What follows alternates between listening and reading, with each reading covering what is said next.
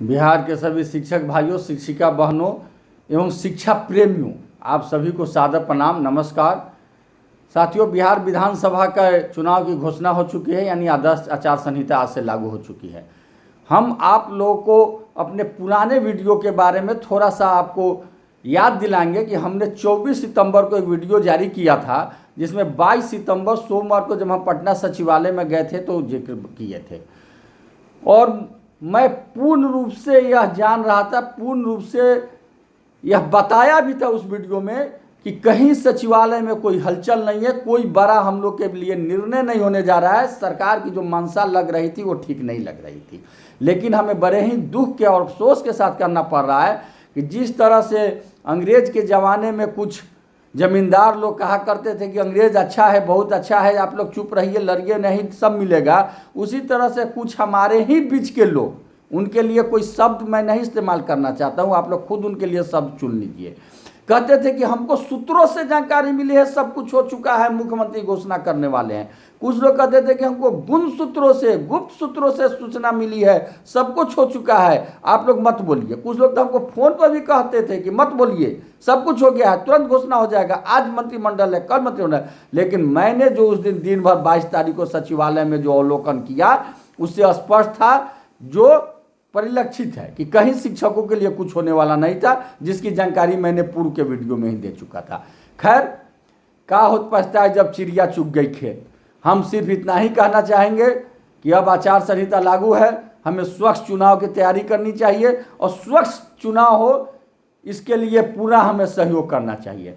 साथ ही मैं साथियों आपको याद दिलाना चाहता हूं कि 24 दिसंबर 2005 को शिक्षा मित्रों का पटना की धरती पर केशव कुमार की अध्यक्षता में व्यापक धरना प्रदर्शन हुआ था, जो एक मील का पत्थर साबित हुआ था, और उसी का देन है कि आज हम यहाँ तक पहुँचे हैं, दिन प्रतिदिन लगातार बढ़ रहे हैं।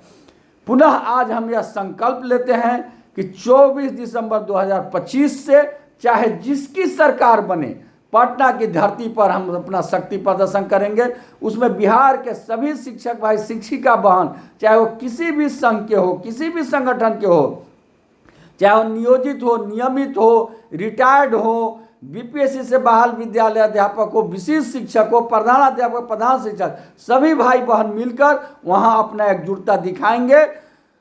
चाहे वो प्राथमिक विद्यालय के हो, माध्यमिक हो, उच्चतर माध्यमिक हो, वित्त रहित हो, सभी लोग वहां अपना दिखाएंगे। और 24 दिसंबर 2025 से पटना की धरती पर अनिश्चितकालीन अनशन होगा।